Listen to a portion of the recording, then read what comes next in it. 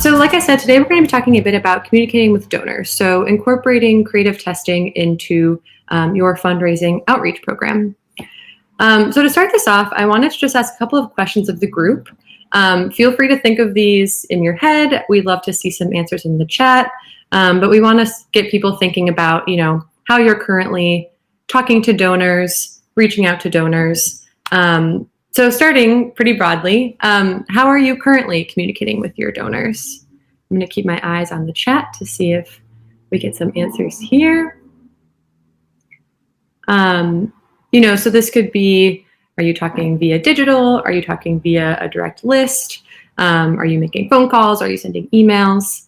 Would love for folks to start thinking a bit about, how they're currently reaching out to either, current donors or prospective donors. I'll give people a few seconds.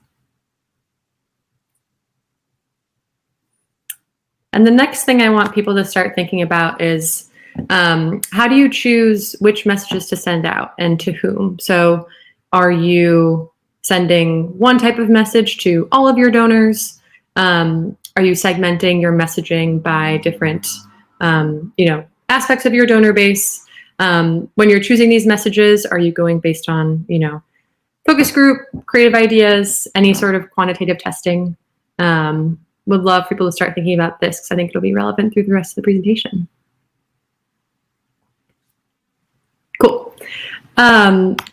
So just to start off with, what Civis has found about messaging to donors. So we've been doing this for a long time. We, have been doing this since Civis started.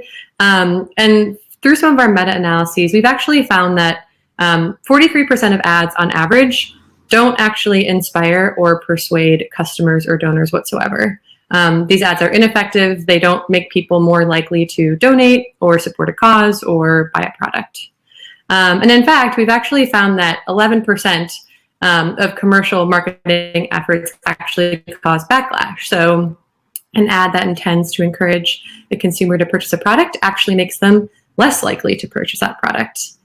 And lastly, one thing that we have found time and time again is that there is a 0% correlation between what people like and what will make them act. So we might show folks a couple of different messages or a couple of different images and say, which one of these is better? Which one of these is more persuasive and, gets you to like a certain cause more? And that has really no correlation whatsoever with what actually makes them act, whether that's voting for something, donating to something, etc. So in comes creative testing. Creative testing is a really great solution to get around this problem of, persuasion and incrementality. So creative testing is the process of testing different creatives to find your most effective messages. Creative testing is something that can be used really at any point through the campaign development process. So, for example, you might be just starting off with a new campaign, trying to determine which angle is best at getting folks to take the action you want. So, whether that's donating to your cause or voting for a certain bill, you might just want to test a few text-based messages to see which of them sparks people's interest the most.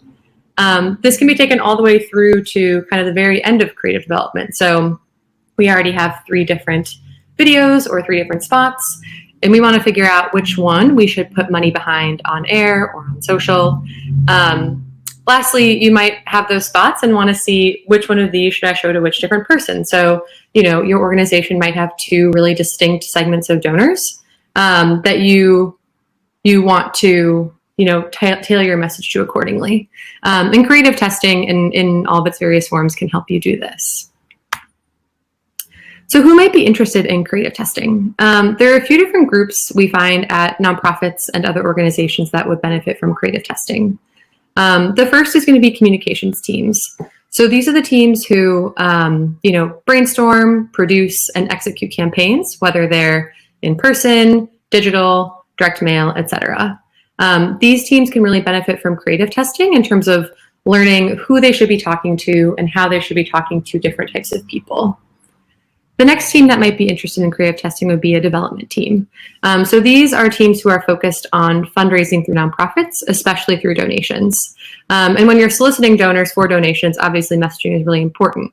So development teams can really benefit from creative testing to learn what type of language is the most persuasive at getting people to donate.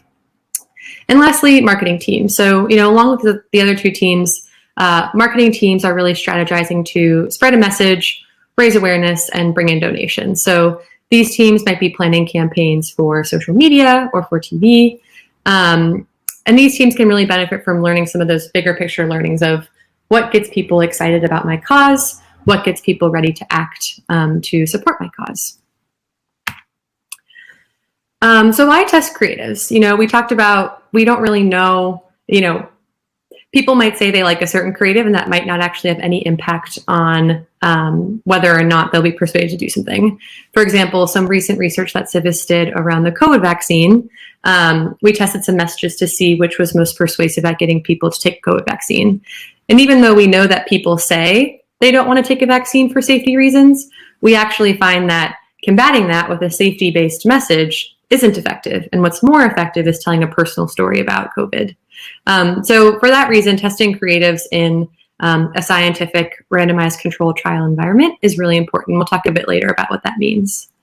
So a couple of more reasons why testing creatives is really important.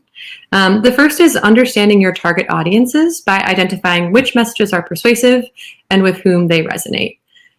So with a creative testing product, you'll typically get results broken down by demographic subgroups, political subgroups, other groups that might be relevant to your organization, and you'll be able to see which messages speak most to different groups so that you can segment them accordingly. Next, super important, knowing which messages will backfire before you put them into market. And this can also play with the target audiences piece as well. You might find that a certain message really resonates among women, but among men, it really backlashes and causes them to have, a lower opinion of your organization or be less likely to take action. It's really important to know that this will happen before you put things into market to avoid any negative activity. And lastly, creative testing, although it can be done, while ads are in flight, we also really testing that takes place before a campaign gets put on air. This allows you to identify what's going to make the most impact before you actually spend time and money on media, whether it's, on digital, social, or TV.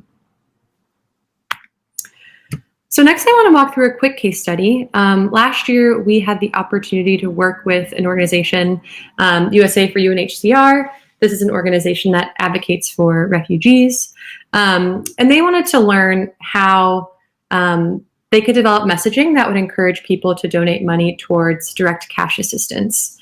So of course, there are different ways that people can donate money to nonprofits, but one that UNHCR was very interested in was direct cash assistance. So they came to Civis to test these different ads. You can see an example on the right of what this ad looked like. They mocked up some posts that would go on Facebook. So the goal, like we said, the outcome that we're testing for is likelihood to donate money toward direct cash assistance. And the messages, so what we tested were 4 potential Facebook ads. They were mocked up. And each of them took a different approach to encouraging direct cash assistance. So what you see on the right, that photo and that donate now call to action was included in all 4 messages, but the copy on top was different.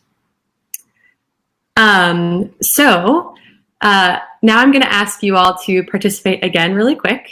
What I have here is the 4 different messages that we tested for UNHCR. I'm going to go through these one by one, and then we're going to do a quick poll in the Hopin to vote on which one people think is the most persuasive. So in Hopin, if you're in the stage, you should be able to hop over to the poll section to vote. The first one, I'll go through these quickly, like I mentioned, was daughter's needs. So that's actually the one that we saw on the previous slide. This one, really honed in on one specific person and the fact that her daughter could go to school based on receiving direct cash assistance. The next was focused on human dignity. The third was focused on basic needs more generally. And the last was focused on the local economy and the ability of an individual to contribute to the local economy based on receiving direct cash assistance. So folks want to go into the Hopin and vote on which one of these they thought was the most persuasive of the 4. I'll give people a few seconds to vote. Awesome. So on my screen right now, I'm not sure how up to date my screen is, but I am seeing that most people think that daughter's needs was the most effective at driving likelihood to donate to direct cash assistance. And that is true. That was the winner. So this was the one that we found was the most effective at driving direct cash assistance. I believe the treatment effect here was about 7 percentage points. So that means that people who saw this message were 7 percentage points more likely to say they would donate to direct cash assistance than people who didn't see this ad. It looks like, across the other ads, we had a pretty even split as to what people thought was the most persuasive. But I also wanted to reveal what was the least effective. We won't do another poll. But the least effective ad was actually the local economy ad. I think this was a really interesting finding for us because, in some ways it goes against maybe a belief in pragmatism about direct cash assistance and its ability to make an impact. So I found this really interesting. This is one that if I were playing this campaign, I would have thought that that would be a really effective one. And had I not participated in any creative testing, I might have just run that one. So I think this really shows that based on the creative tests we were able to run and the learnings that we were able to share with USA for UNHCR, they were able to get a bit more direction as to what would be the most effective. Cool. So last time I'll ask you all to jump in. I'm curious, what are folks' goals for donor communications? Is it, strictly donations? Is it a recurring donation? Is it some other type of participation with an organization? Maybe in addition to some sort of, volunteering or interacting with your org. So I'll give folks a couple of seconds to drop these in the chat or just kind of, think about them for a second.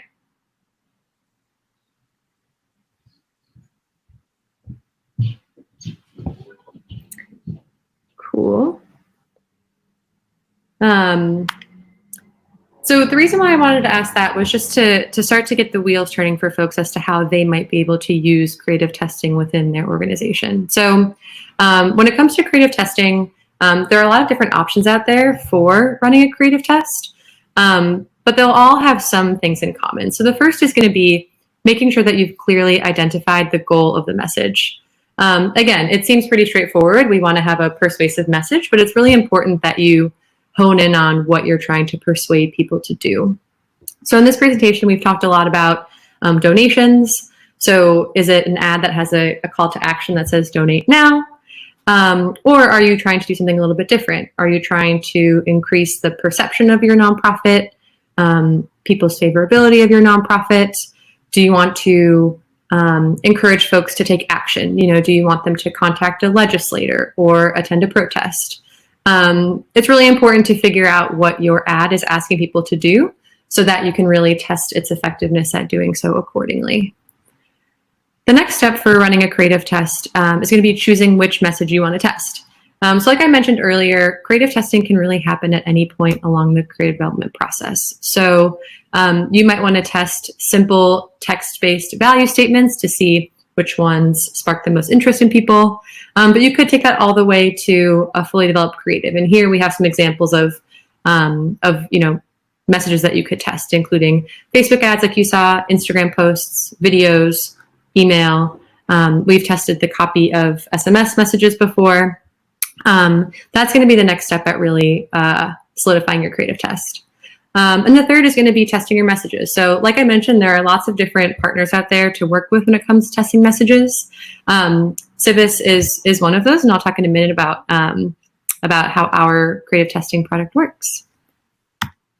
So message testing with Civis, I wanted to quickly review our methodology just to talk a bit about how we can really isolate the incremental impact of an ad. So with Creative Focus, we leverage a randomized control trial design. And for folks who aren't familiar, this is kind of the gold standard that's used in medical and scientific research to really isolate a causal impact of a message. So we talked about, people saying they liked something, saying they were persuaded by something. RCTs really allow you to get at, are the messages actually effective at getting people to do what they say they will do? So with Creative Focus, starting on the left-hand side here, we start with the topics that we went through before. So identifying the goal of your messages, the messages you want to test.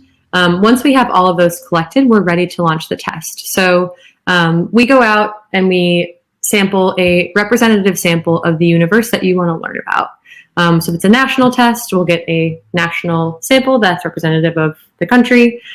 We could do this within a certain state or within a certain demographic group.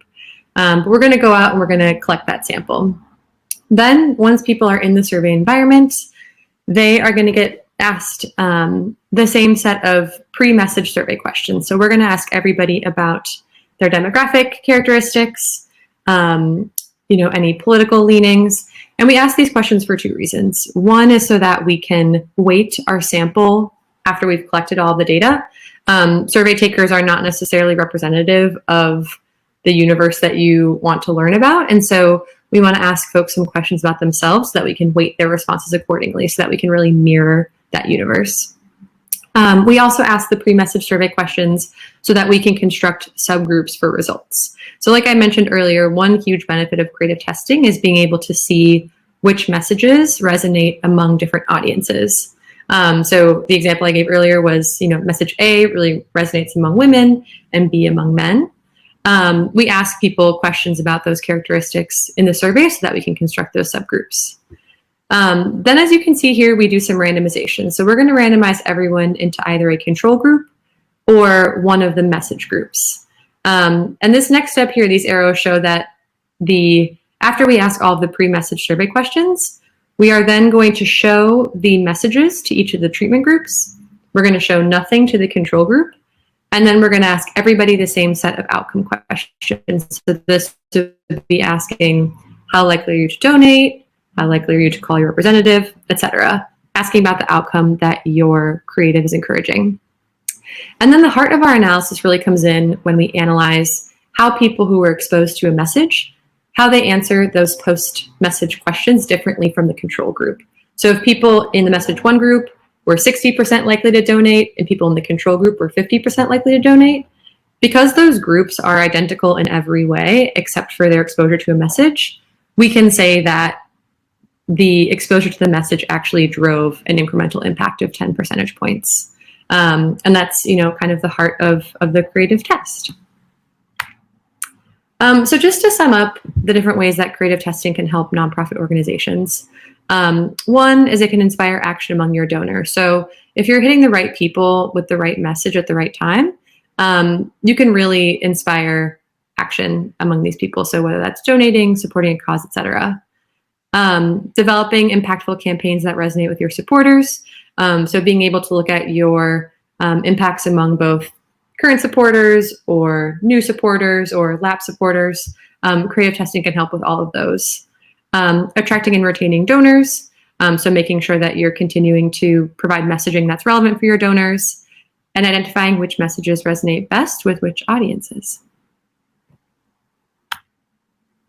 Awesome. So I think we should have a few minutes left for Q&A. I'm going to stop sharing my slides.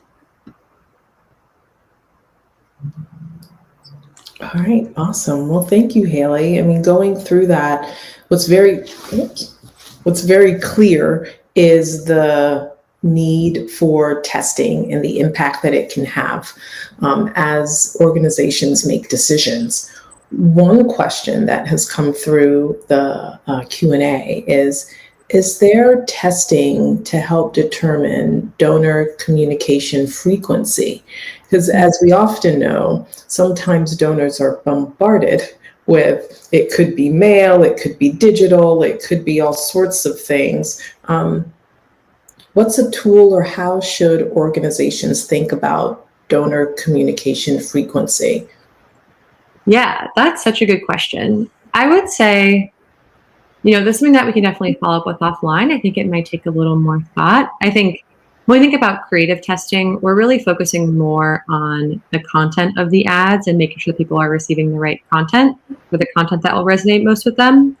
I do think, though, it would be really interesting to think of some sort of experimental design that would get at frequency.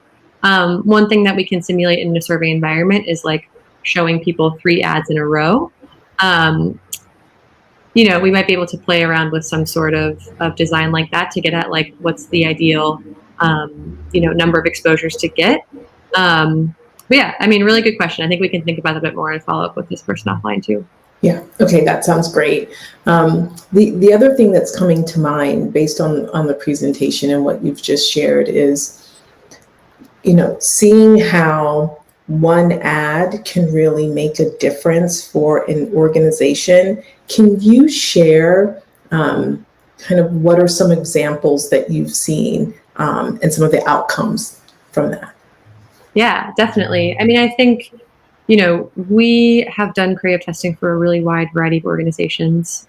We developed this product particularly in the political space, so really trying to achieve those really incremental gains when it comes to vote choice, voting for certain presidential candidates or senators, all the way to, working with organizations who don't have a lot of name recognition, just to see, which ad is going to make people remember this organization the most.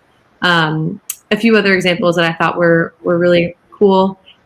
We tested support for some different ballot initiatives in certain states last year. I think those are really interesting tests because, people are being bombarded with messaging about what candidates to vote for, but they're not necessarily getting messaging around which ballot initiatives they should be voting for. So really testing, the exact way to explain a ballot initiative to garner the most support, I think is really interesting. I think that can also be applied to certain, nonprofit organizations as well. How do you explain your organization and your mission in order to drum up the most support? So those are a few that I would think of. Awesome. Yeah, it's interesting to see how something that was kind of created and grown in the political space now has applications in other sectors, and then really how those sectors are embracing it and using it to meet their needs. So certainly want to thank you for sharing your experiences and also helping us think about maybe some tools that we should be using as we go forward.